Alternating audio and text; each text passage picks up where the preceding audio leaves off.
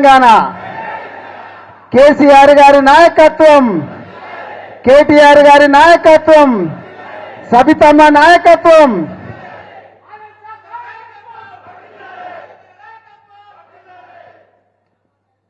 ఈనాటి కార్యక్రమానికి ముఖ్య అతిథిగా విచ్చేసినటువంటి గౌరవనీయులు పెద్దలు మాజీ మంత్రివర్యులు మహేశ్వరం ప్రస్తుత శాసనసభ్యురాలు సబితా ఇంద్రారెడ్డి గారికి, అదేవిధంగా ఈ కార్యక్రమంలో పాల్గొంటున్నటువంటి కార్పొరేషన్ మాజీ చైర్మన్ నాగేందర్ గౌడ్ గారికి, బీసీ కమిషన్ మాజీ మెంబర్ శుభప్రద్ పటేల్ గారికి, జెడ్పీ వైస్ చైర్మన్ మాజీ విజయ్ కుమార్ గారికి, మా మోమిన్పేట టీముకు అందరికీ, వేదిక మీద కూర్చున్నటువంటి సర్పంచులకు, ఉప సర్పంచులకు, వార్డు మెంబర్లకు, వీళ్ళందరినీ తయారు చేసినటువంటి మా నాయకులకు, కార్యకర్తలకు, మీరందరి కింద ఉన్నారు. మీరు చేస్తే వీళ్ళు ఉన్నారు. వీళ్ళతో పాటు మీడియా మిత్రులందరికీ కూడా పేరు పేరున నమస్కారాలు, ధన్యవాదాలు తెలియజేస్తా ఉన్నాను. అందరూ అన్ని విషయాలు చెప్పిండ్రు. లాస్ట్కు చెప్పే వాళ్ళకి ఎప్పుడైనా కానీ వాళ్ళు చెప్పినే మళ్ళీ చెప్పాల్సింది ఉంటుంది. వినబుద్ధి కాదు. ఇక మీరు ఆల్రెడీ విన్నారు. ఆల్రెడీ ఏముండదు. మేడం అంటే దాదాపు ఇప్పుడు 25 ఏళ్ల నుంచి ప్రత్యక్ష రాజకీయాలలో ఉన్నారు. మేడం చెప్పగలుగుతారు ఏదన్నా. కానీ నా పరిస్థితి కుడిదిల పడ్డలాగా అయింది. ఇప్పుడు అన్ని చెప్పేసిండు. కానీ అయినా చెప్పాలి కాబట్టి ఏదో 2 ముక్కలు చెప్తా.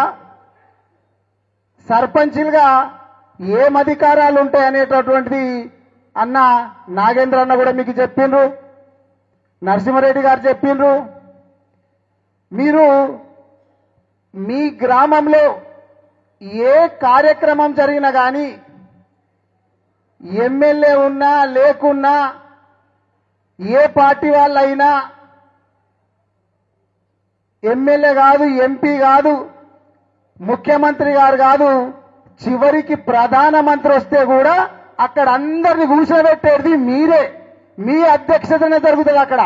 ఇది గుర్తుపెట్టుకోవాలి. చాలా పవర్ఫుల్ పోస్ట్. చాలా మంది సర్పంచ్ అనుకుంటే ఏముంటది అనేది తెలియకపోవచ్చు. ఇందాక నాగేంద్ర అన్న బుక్కులు ఇస్తా అన్నాడు. నిజంగా కూడా చదువుకోవాలా. చదువుకుంటే ఏంటంటే మాకు ఏమి అధికారాలు ఉన్నాయి, ఎవరన్నా మా దగ్గరికి వేరే నియోజకవర్గం నుంచి కానీ రాష్ట్రం నుంచి కానీ వస్తే కూడా మీరు లేకుండా కార్యక్రమం చేయడానికి ఉండదు. సర్పంచులందరూ కూడా గుర్తుపెట్టుకోవాల్సింది మీ అధ్యక్షతనే ఏం కార్యక్రమం అయినా కానీ జరుగుతుంది. మీరందరూ గుర్తుపెట్టుకోవాలా.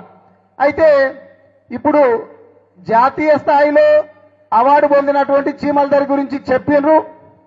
కానీ మన దగ్గర అందరి దగ్గర నరసింహారెడ్డి దగ్గర ఉన్న పైసలు ఉండకపోవచ్చు. కానీ మీ దగ్గర ఎంత ఉంటుందో మీ ఫండ్కు సంబంధించి అంతవరకు మాత్రము మీ గ్రామాన్ని తీర్చిదిద్దవచ్చు.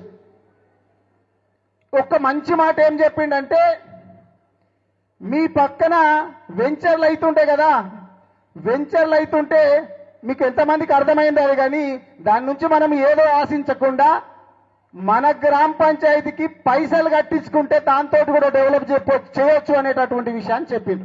మనం దృష్టిలో పెట్టుకోవాలి. అదొక మంచి మాట. మీ అందరు కూడా తెలుసు వికారాబాద్లో ఎన్ని వెంచర్లు జరుగుతున్నాయి. చాలా వెంచర్లు జరుగుతున్నాయి. కానీ ఎవరిని ఇట్లా టచ్ కూడా చేయలేము నేను ఎమ్మెల్యే ఉన్నప్పుడు ఎవరినైనా కూడా చెప్పొచ్చు.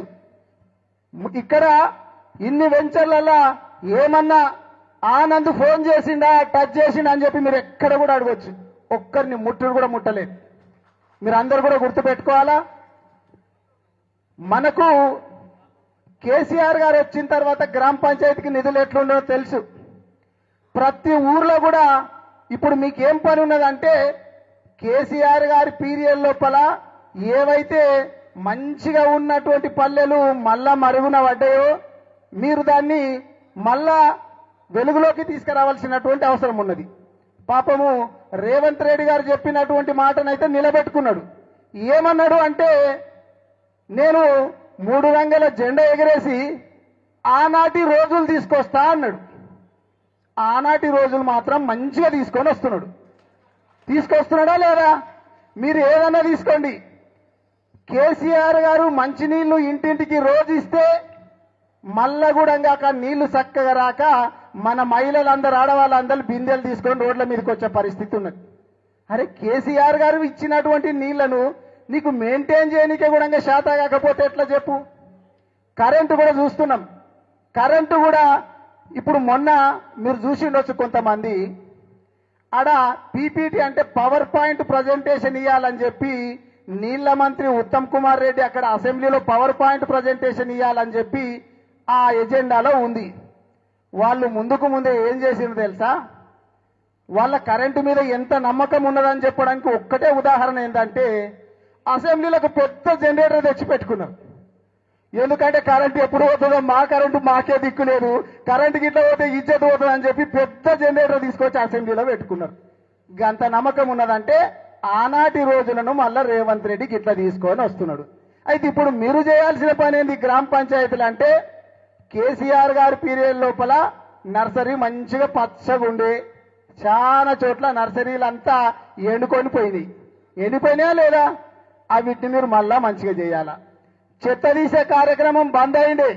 కేసీఆర్ గారి పిల్లల లోపల రోజు తీసే చెత్త కార్యక్రమం బంద్ అయిండే. ఇప్పుడు మీరు మళ్ళా షురువు చేయాలా. కేసీఆర్ గారు ఏమేమి తీసుకొచ్చిండో వీటిని మళ్ళా స్టార్ట్ చేస్తే సరిపోతుంది. మీరు పల్లెలన్నీ కూడా పచ్చగా అవుతాయి. ఇక కేసుల గురించి కూడా చెప్పాలా. వికారాబాద్ నియోజకవర్గంతో పాటు తెలంగాణ రాష్ట్రం మొత్తంలో కూడా మనం అధికారంలో ఉన్నప్పుడు ఏమనుకున్నామంటే అందరూ మనోళ్ళేరాబాయ్, ఏం కాదు, అందరికి అన్ని పనులు చేసి పెడదాం. నేను ఎమ్మెల్యేగా ఉన్నప్పుడు కూడా పక్క పార్టీలు వచ్చి కూడా సీఎం రిలీఫ్ ఫండ్లు తీసుకొని పోయారు నా దగ్గర. మరి ఇప్పుడు మనోనికి సీఎం రిలీఫ్ ఫండ్ కావాలంటే మనోళ్ళు గిట్లంగా తీసుకుపోయాడ పేపర్లన్నీ ఇస్తే తీసి పక్కకు పెడుతున్నారంట. మనమందరం కూడా యాది పెట్టుకోవాలా.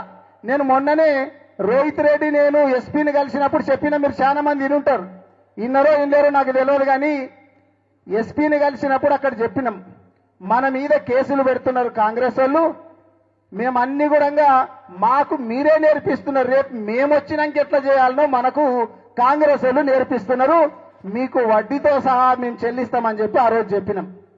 మీరు గుర్తుపెట్టుకోవాల్సింది ఒక్కటే ఏంటంటే, ఇప్పుడు ఎందుకంటే మనోళ్ళు కాంగ్రెస్ వాళ్ళు కొట్లానే కానీ, మనోళ్ళనే కాంగ్రెస్ వాళ్ళు కొట్టినే కానీ కంప్లైంట్ తీసుకొని పోయి పోలీస్ స్టేషన్లు ఇస్తే చాలా చోట్ల మళ్ళీ మనోళ్ళ మీదే ఉల్టా కేసు చేస్తున్నాం.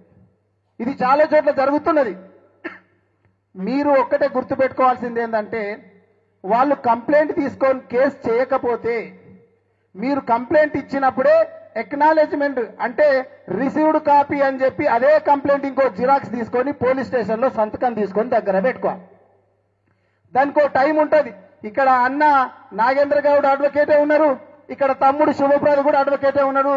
వాళ్ళని నేను పార్టీ పరంగా కోరుతా ఉన్నా, దయచేసి అన్న తమ్ముడు మీరిద్దరు కూడా మన పార్టీకి సంబంధించినటువంటి కేసులు ఎవరి మీద అయినా కానీ మీరు జల్లా బాధ్యత వహించి వాళ్ళ వెనుక ఉండాలా అని చెప్పి మీ ఇద్దరిని కోరుతా ఉన్నా.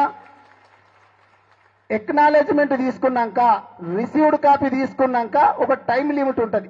ఇన్ని రోజుల లోపల వాళ్ళు ఎఫ్ఐఆర్ చేయకపోతే మనము హైకోర్టులో కేసు వేస్తే మన చుట్టూ తిరిగేటటువంటి పరిస్థితి ఉంది. ఇప్పుడే సబితా మేడం చెప్తుంది నాకు ఒక కేసు గిట్ల అయిందంట కదా, గట్ల అయిందంట కదా, ఓ పోలీస్ ఆఫీసర్ తిరుగుతా ఉన్నాడంట కదా అనేది చెప్తుంది. మనం వాళ్ళ చుట్టూ తిరుగుడు కాదు, వాళ్ళే మన చుట్టూ తిరిగే కాడికి వస్తారు. మీరందరూ గుర్తుపెట్టుకోవాల్సింది ఏంటంటే, రిసీవ్డ్ కాపీ మాత్రం కంపల్సరీ వాళ్ళు ఇవ్వాల్సిందే. ఒకవేళ ఇక్కడ పోలీస్ స్టేషన్లో ఇవ్వలేడు అనుకో, డిఎస్పీకి కంప్లైంట్ ఇచ్చి అక్కడ తీసుకోవచ్చు. అక్కడ కూడా ఇవ్వలేడు అనుకో, ఎస్పీ గారికి ఇచ్చి మనం అక్కడ కంప్లైంట్ తీసుకోవచ్చు. నాకు తెలిసినంత వరకు ఎస్పీ గారు అయితే కొంచెం నిక్కచ్చిగా ఉండేటటువంటి మహిళా మేడం అనే నేను విన్నా. కాబట్టి మీ అందరికీ అండగా ఉండేటటువంటి బాధ్యత మేము తీసుకుంటాం. కాంగ్రెస్ పార్టీ వాళ్ళు ఎన్ని అరాచకాలు చేసినా, నాకు మర్పల్లిలో నా మీద A1 పెట్టి కేసు చేసిండు. ఒక మోమిన్పేటలోనే కేసు కానట్టున్నాను నాకు చూస్తుంటే. రేపు పొద్దున చేస్తారంట, చేస్తే చేయని ఏముంటుంది చెప్పు. మర్పల్లిలో కేసు అయింది, వికారాబాద్లో 2 కేసు అయింది, దారుల్లో కేసు అయింది. నేను మాత్రము కాంగ్రెస్ మాజీ ఎమ్మెల్యే మీద ఒక్కసారి కూడా కేసు పెట్టేయలేకుంటే మాని నా మీద మాత్రం ఇప్పటికే A1లు 4-5 చేసి పెట్టిండు. చేసుకోండి ఆయన, మ్యాక్సిమం చేస్తే ఏం చేస్తారు మీరు? ఈ 2-3 ఏళ్ళు చేస్తారు. 2-3 ఏళ్ల తర్వాత ఎవరుంటారు? మళ్ళా గౌరవ ముఖ్యమంత్రి కేసీఆర్ కదా వచ్చేది. కేసీఆర్ గారు వచ్చిన తర్వాత మీ అందరి చరిత్ర రాసినటువంటి పింక్ బుక్ బయటికి తీస్తాము, మీకు వడ్డీతో సహా మేము చెల్లిస్తాం. అప్పుడేమో మేము సామరస్యంగా పోయినాం. మాకు పైనుంచి కూడా అట్లాగే ఉండే తెలుసా, కేసీఆర్ గారు కూడా అదే అన్నాడు, డెవలప్మెంట్ మీద దృష్టి పెట్టండి, డెవలప్మెంట్ మీద దృష్టి పెట్టండి, కక్షలు ఇవన్నీ వద్దు అని చెప్పి. లేకుంటే కేసీఆర్ గారు కేటీఆర్ గారు అనుకుంటే కూడా అప్పటి పిసిసి అధ్యక్షులుగా ఉన్నటువంటి రేవంత్ రెడ్డి గారు గంత ఫ్రీగా తిరిగి మీటింగులు పెట్టేటటువంటి వాడేనా? మన వాళ్ళు అనుకుంటే కాంగ్రెస్ పార్టీ నాయకులు మిగిలేటటువంటి వాళ్ళ. కాబట్టి మీ అందరు గుర్తుపెట్టుకోండి, మీకు ఎక్కడ చిన్న ఇబ్బంది అయినా ఇక్కడ మోమిన్పేటలో ఉన్నటువంటి మన బీఆర్ఎస్ నాయకత్వం ఉంటది, నేనుంటా, సబితా మేడం ఉంటది. మీరందరూ కూడా గుర్తుపెట్టుకొని మీరందరూ నికార్సుగా ఉండండి. కొంతమంది తెలియక అరే కాంగ్రెస్ పార్టీలకు పోతేనే గ్రామ పంచాయతీకి వచ్చేటటువంటి పైసలు వస్తాయంట, లేకపోతే గ్రామ పంచాయతీకి రావంట అనే భ్రమలో కొంతమంది వాళ్ళు కల్పిస్తుండట కాంగ్రెస్ వాళ్ళు. గట్లుండదు. గ్రామ పంచాయతీకి బాస్ నువ్వే. ఏ పార్టీ సర్పంచ్ అయినా ఆ గ్రామ పంచాయతీకి రావాల్సినటువంటి నిధులు టంచన్గా గ్రామ పంచాయతీ అకౌంట్ లో పడాల్సిందే. పడకపోతే ఏదన్నా కారణం చేత ఆగిపోతే మాకు చెప్పండి, మీ ఎంబడి ఉండి మీ గ్రామ పంచాయతీలో డబ్బులు వేపించేటటువంటి బాధ్యత మేము తీసుకుంటామని చెప్పి సర్పంచులు అందరూ కూడా తెలియజేసుకుంటూ,